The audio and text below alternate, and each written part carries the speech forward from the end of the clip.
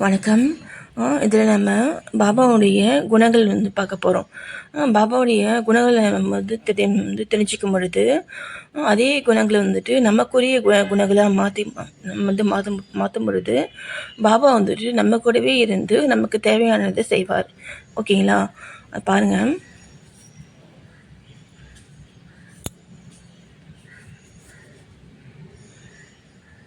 கடப்பதற்கு மிகவும் கடினமான இக வாழ்வை அவர் வென்றார். என்ன வாழ்க்கை? இக வாழ்வுனா என்ன? நம்ம வாழக்கூடிய வந்த வாழ்க்கை அவர் வென்றார். ஏன்னா அவர் துறவி. அவர் மக்களிடையே தான் அவர் வாழ்ந்தார்.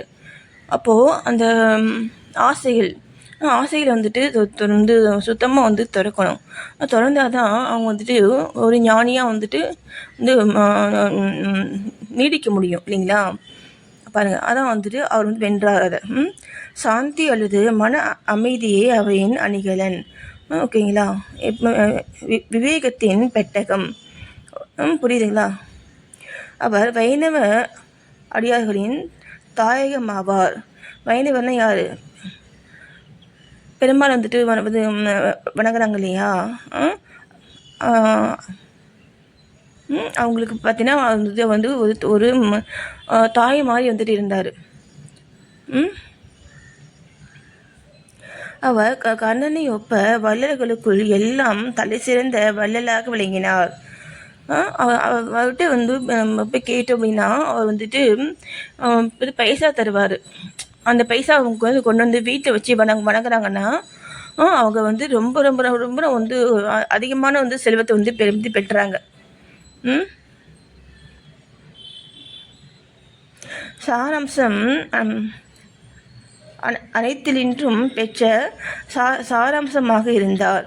அவருக்கு அழியும் பொருட்கள் மீது ஆசை இல்லை. அவருடைய ஒரே ஈடுபாடான ஆன்ம உணவிலேயே எப்பொழுதும் கவரப்பட்டார். இவ்வுலக பொருட்களிலோ அல்லது இவ்வுலகத்தை கடந்தவற்றிலோ அவர் மகிழ்ச்சி அடையவில்லை. அவரின் அந்தரங்கம் உள்ளம் ஒரு கண்ணாடி போன்று தூய்மையானது. அவரின் மொழிகள் எப்பொழுதும் அமுதத்தை பெய்தன.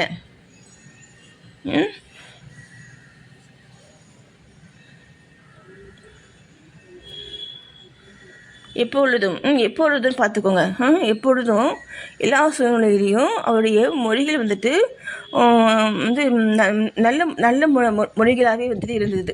இதெல்லாம் நம்ம ஃபாலோ பண்ணணும். அப்புறம் பாருங்கள், பணக்காரர் ஏழை யாவரும் அவருக்கு ஒன்றே. புகழ்ச்சி இகழ்ச்சி இவற்றி அவருக்கு தெரியாது. அப்போது அவர் புகழ்ந்து பேசினாலும் இல்லை தூட்டி பேசினாலுமே அதை அவர் கண்டுக்கிறதே கிடையாது.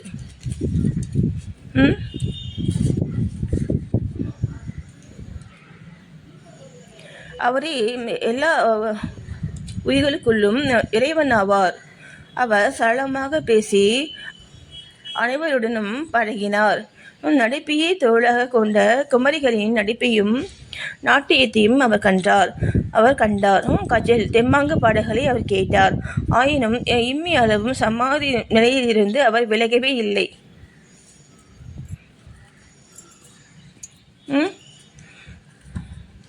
அல்லாஹ்வின் நாமம் எப்பொழுதும் அவர் நாவில் இருந்தது. இவ்வுலகம் விழித்திருக்கும் பொழுது அவர் தூங்கினார். இவ்வுலகம் தூங்கும் பொழுது அவர் சுறுசுறுப்பாய் இருந்தார். நைட்டு ஆழ்ந்த கடலையொப்ப அவர் மனம் அமைதியாக இருந்தது. அவரின் இருப்பிடம் தீர்மானிக்க இயலாததாக இருந்தது. ஏன் இந்த மாதிரி சொல்கிறாங்க? அவர் எங்கே இருக்காரு அப்படிங்கிறது யாருக்குமே தெரியாது.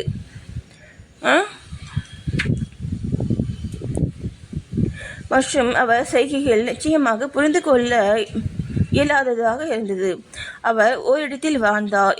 எனினும் இவ்வுலகின் நடவடிக்கைகள் அனைத்தையும் அவர் அறிவார். அவரின் தர்பார் கவர்ச்சிகரமானது.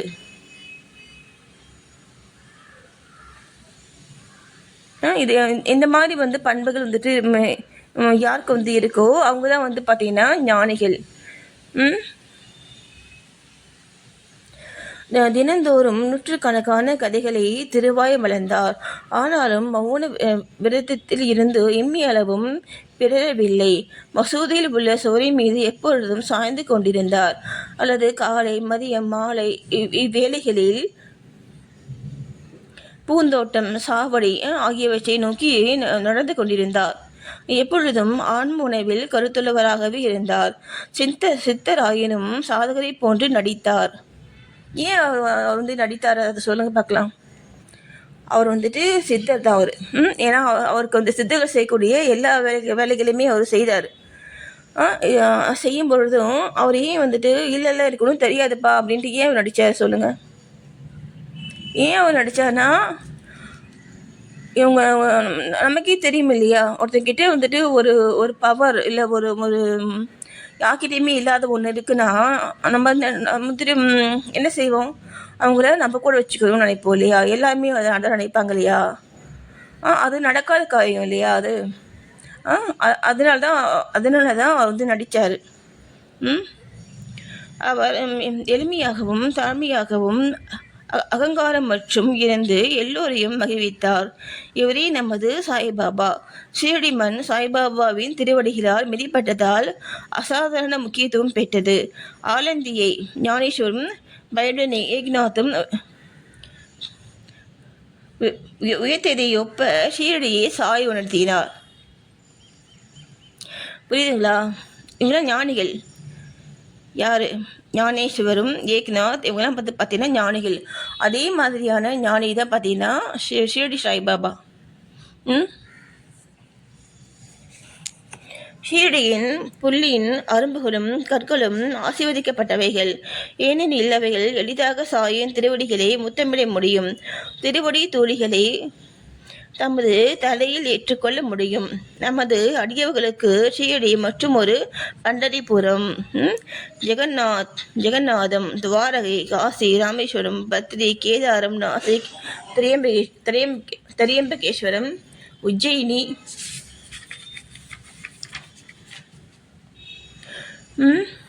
மகாகாலேஸ்வர் அல்லது மகாபலேஸ்வர கோகர்ணம் போன்று ஆகியது. எது? ஷீரடி. இத்தனை புண்ணிய தலங்களுக்கு உள்ள அதே பெருமை ஷீரடிக்கு இருக்கு. ஷீரடியில் சாய்பாபாவுடன் தொடர்பு கொள்வதே நமது வேதமும் தந்திரமும் ஆகும்.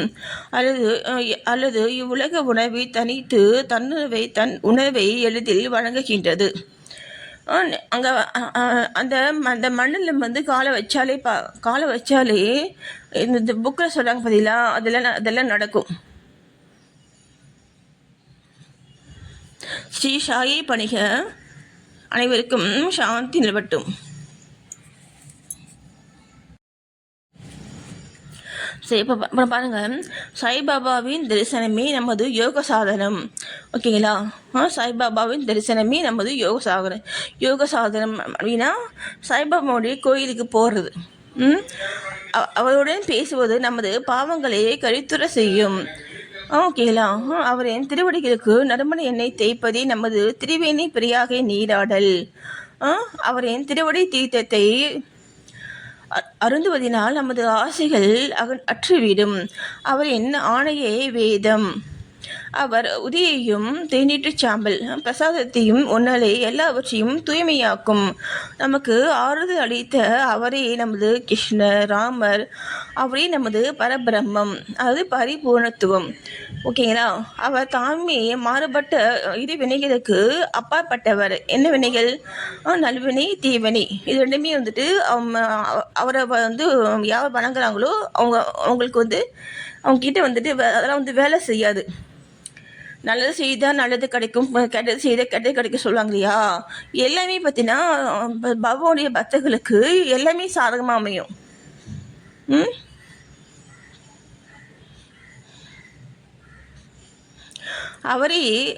அவர் தாமே மாறுபட்ட இரு வினைகளுக்கு அப்பாற்பட்டவராய் தாழ்த்தப்படாமலும் உயர்த்தப்படாமலும் இருந்தார்.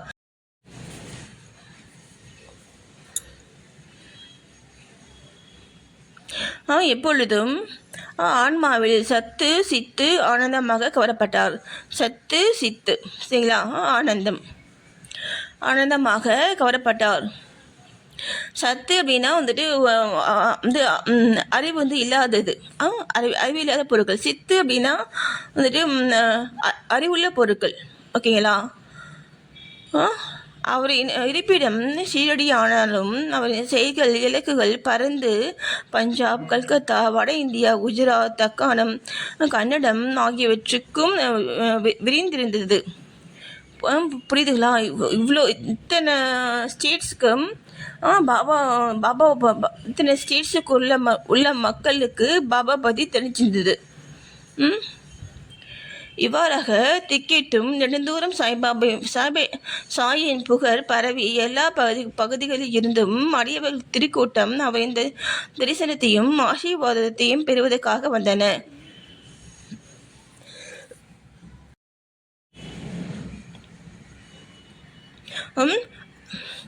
அவருடைய தரிசனம் முன்னினாலேயே மக்கள் மனம் சுத்தமாக இருப்பினும் இல்லாவிட்டிலும் கணத்தில் அமைதி அடையும். ஓகேங்களா? பண்டரிபுர வீட்டில் ரகுமாயை சேவித்த அதே ஈடு இணையற்ற மகிழ்ச்சியை அவர்கள் பெற்றார்கள். யாரு? பெருமாள். பண்டரிபுர வீட்டில் யாரு?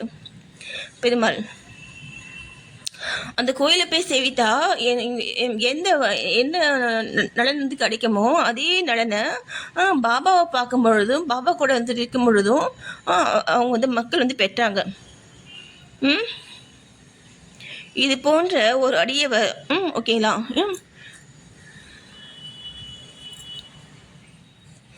ஸ்ரீ சாயை பணிக. அனைவருக்கும் சாந்தி நிலவட்டும். நன்றி.